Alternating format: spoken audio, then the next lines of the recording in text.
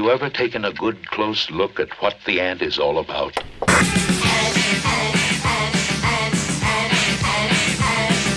Greetings, my friend.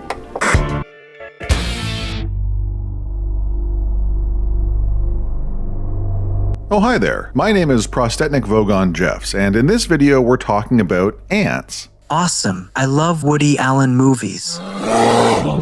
What's wrong with Woody Allen movies?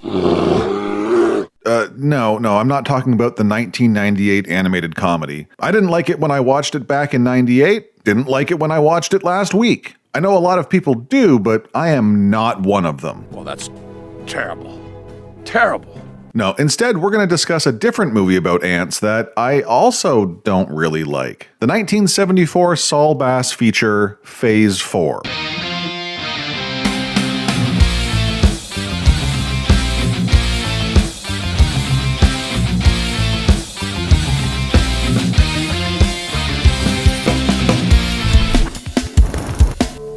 Ordinary ants of different species. We're doing things ants don't do.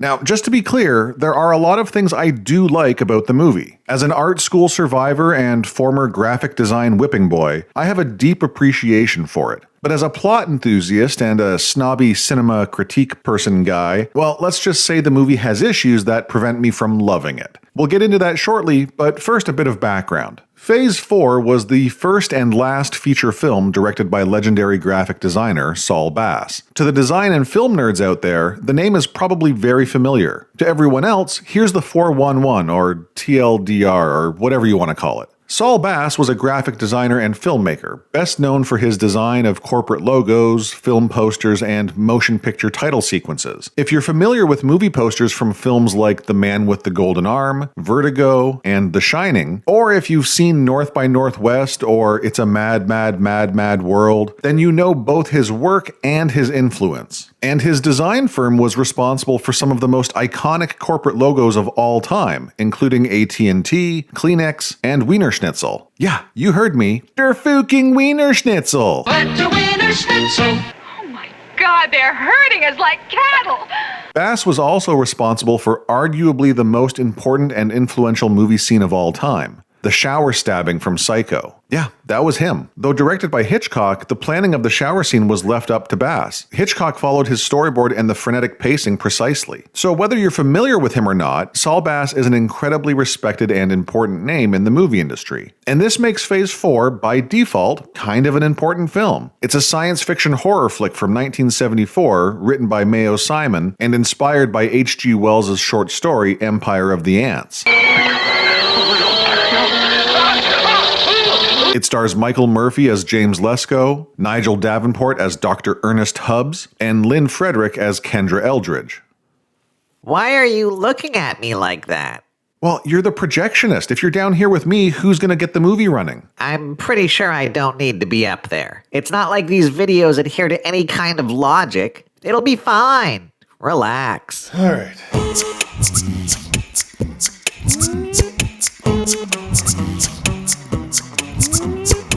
See? I told you. Okay, so something weird happens in outer space. A strange and ambiguous cosmic event. Or so we're told by the film's narrator, James Lesko, an information specialist with a cryptological background. He explains how the mysterious cosmic event came and went, and how it was more or less forgotten about in the following months. But Dr. Ernest Hubbs noticed something peculiar happening with ants in an upland Arizona valley. They began communicating and behaving in strange new ways. Traditional antagonisms between ant species halted. The natural predators of ants, mantises, beetles, millipedes, and spiders, disappeared. On the recommendation of Hubbs, a research station is established in Paradise City, where a colony of ants has begun erecting complex structures. They've also started to attack larger animals and create crop circles. At a nearby farm, the Eldridge family holds their ground against the encroaching ants by constructing a gasoline moat. Mr. Eldridge tells Lesko and Hubbs about the local exodus of families who turned tail due to the ant antics. And Lesko gets a chub on for Eldridge's 16-year-old granddaughter, Kendra. Oh boy. Hubs informs Mr. Eldridge of an evacuation order. His wife Mildred gets a bit irate, but that's nothing a proper scolding won't fix. Why, this isn't right. They can't just push us off our own Didn't you land. hear what the man said? It's for our protection.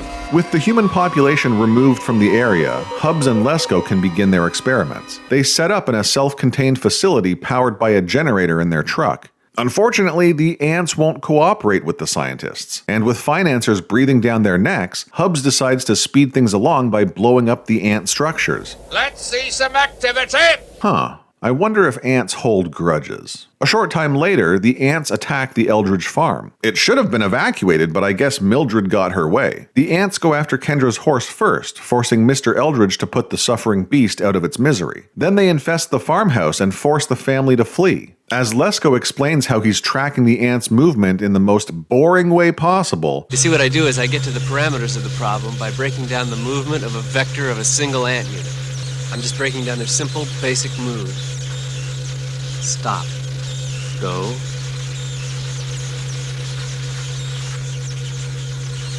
Turn. The Eldridge family makes their way to the research facility. Mildred freaks out when she sees ants all over the truck and her husband, causing Mr. Eldridge to crash the truck. They're all over the place!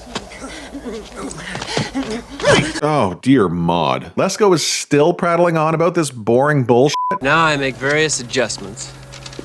Make up for time lag and a couple of other things. Don't worry about it. Well, thankfully the ants interrupt the snooze fest by blowing up the generator in the truck. Hey, the light! Sorry for interrupting. Hubs retaliates by spraying the invading insects with 100% yellow. And I'm not being lazy here, I'm not being cute. That's literally what he says. I'm going to counter with 100% yellow. Spray him with that yellow gunk! Unbeknownst to Hubs, the Eldridge family, having arrived at the research facility, are also caught in his blast of 100% yellow. Maybe they've learned something. The next morning, the scientists discover the dead bodies outside of the lab. Lesko is befuddled by Hubs' lack of compassion. People get killed sometimes. And it turns out there are survivors. A bunch of ants hid themselves away inside a body, and Kendra managed to avoid the yellow by tucking herself away in the basement of a nearby building. She sees her dead grandparents and passes out, so Lesko and Hubs carry her back to the research station. Back on the inside, Hubs prepares to experiment on the ants they found hiding away in the bodies, but Lesko is preoccupied with Kendra. If you're still with us, James. And Kendra is super pissed at the ants. She attacks them, forcing everyone to evacuate the room. And Lesko, with his previously undisclosed superhuman ability to spot ant bites, notices Hubs has been bitten. You've been bitten. You know, I'm not entirely sure what the correct level of energy for this performance is supposed to be, but something tells me Michael Murphy isn't getting it quite right. You're one to talk. Oh, shut up. In the midst of a 3-minute silent narrative about a series of ants dragging a chunk of yellow poison back to their colony, we learn that Hubs' evacuation order was fake. When questioned about whether he's had any contact with the Eldridge family, he responds in the most sus way possible. You haven't contacted any civilians, have you? No. Oh, and then the ant queen poops out a yellow larva. The ants have evolved! Dun dun dun! By the following morning, the ants have constructed a series of new structures outside of the research facility. They're designed to reflect the sun's rays directly at the dome. Lesko is concerned for Kendra's safety, as well as his own, and threatens to call a helicopter for extraction. I did not sign up for a war against a bunch of goddamn ants. Hubs has become increasingly unhinged, obsessed with the mutations of the aggressive insects, and he doesn't believe his colleague will leave. But despite Lesko's demeanor, he does indeed intend to GTFO. Alas, he's too late to the draw. The ants have infiltrated the research station and sabotaged the communications equipment. We're cut off! So, Lesko devises a retaliatory strategy. Hey, want to hear the most annoying sound in the world? If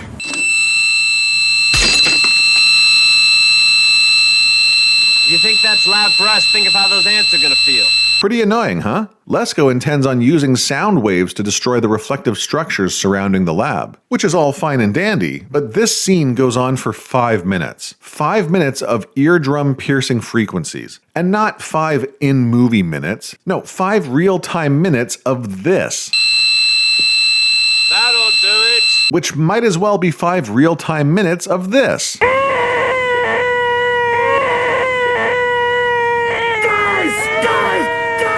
Anyway, the plan fails. The ants sabotage the computer Lesko was using to create the high-pitched frequencies. The insects collect and mourn their fallen comrades as Lesko attempts to communicate with the colony. Mathematics is the universal language among intelligent creatures. Okay, listen, I'm not some super smart mathematician, I'm no genius, and I might be completely wrong about this. But this isn't the first time I've heard some smarty pants refer to math as a universal language. Which it probably is, I'm not debating that. But does anyone else find it kind of odd that we have this opinion with zero evidence to back it up? Do we know of other species more intelligent than us that use math to communicate? I know that there are other mammals and insects that have the ability to count or have some kind of numerical cognition. But what if there are aliens out there who are like, math? That's the universal language of third rock shit for brains, dumb stupid heads. Don't they know the universal language of intelligent creatures is glork nubbins? Are you having fun? Yeah, I'm enjoying myself. Kendra is visited by an ant in the middle of the night. Hubs' ant bite is getting worse and he tears the place apart looking for the same ant. And Lesko confronts Kendra and...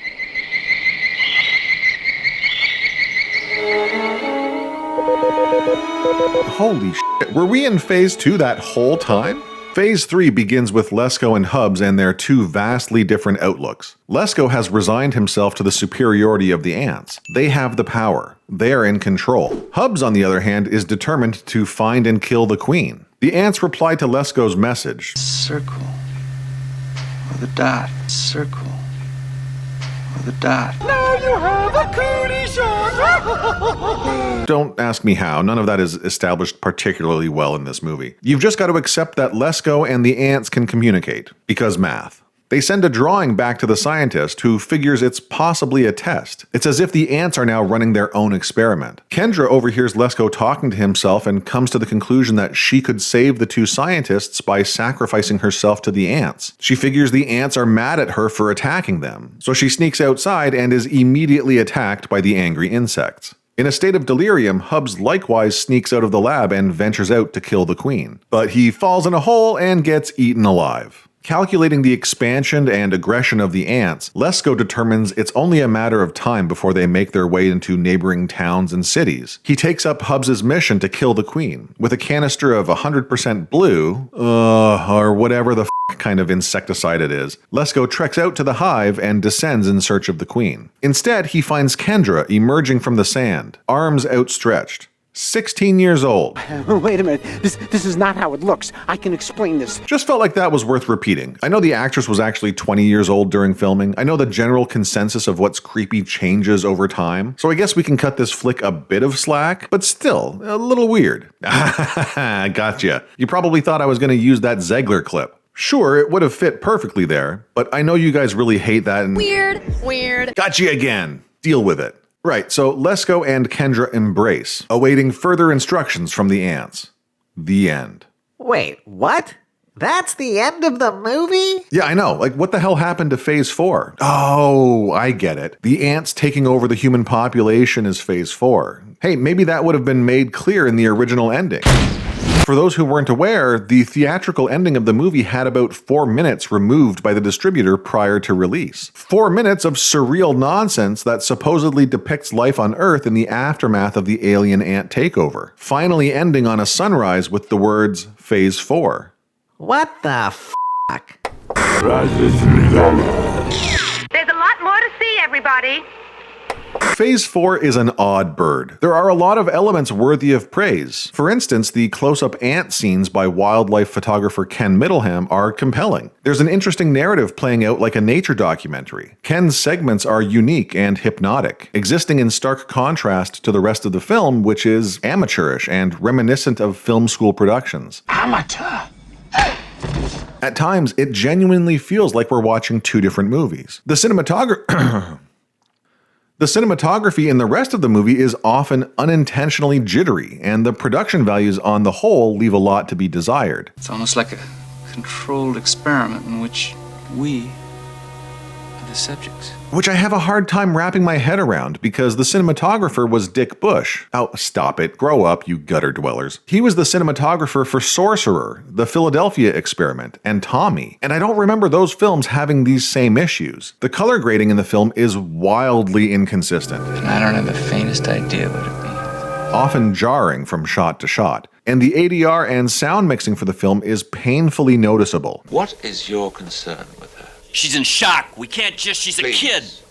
Don't shout. 2/3 of the movie is swimming in a sonic miasma, an anxiety-inducing background drone that distracts from the dialogue, which might have been the point, as the dialogue is repetitive and often too simple to take seriously. In several instances, it borders on hilarious, and nearly every important piece of exposition is delivered through narration, which I usually despise. I say usually because there is a possible exception here. If you're looking at Phase 4 like a standard narrative feature, the narrated exposition is poor writing, plain and simple. However, if you're looking at this film like a hybrid of feature film and nature documentary, which I think may have been the intention, then it makes a lot more sense. There is a very real possibility that Bass was trying to emulate a National Geographic style in the presentation of the story. I can't be certain that's what he or screenwriter Mayo Simon were going for, but the possibility is there, and I can appreciate that creative decision. I also appreciate the structure. While not perfect, the idea of substituting acts with phases and then leaving the fourth phase in the imagination of the viewer is a novel concept. It doesn't work for the theatrical release, which abruptly ends without mention of Phase 4. I mean, people can figure it out, I guess, but it's jarring. As crazy as the original ending for the movie is, I think it's a damn shame that it was cut. Sure, it doesn't jive with the rest of the movie, I get why it was taken out, but it's way more satisfying than what we're left with. My real complaint here is that I wish the rest of the movie had introduced more surreal elements so that the true ending didn't feel out of place. It would have had less commercial appeal as a result, but would have been a better movie overall.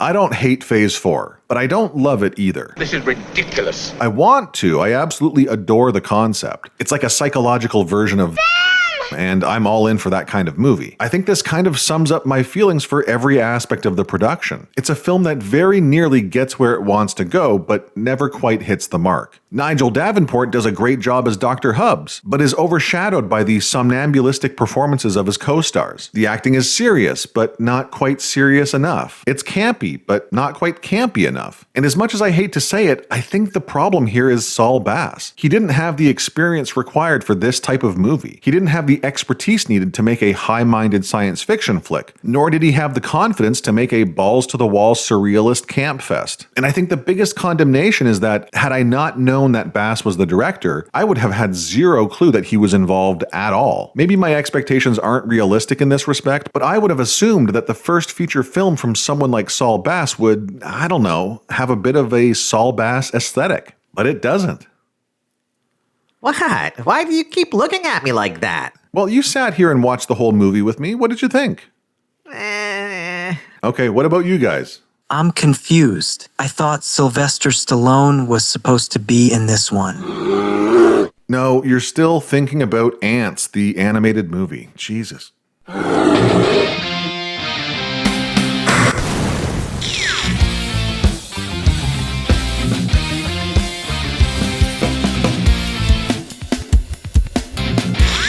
All we wanted was to enjoy what was left of our life.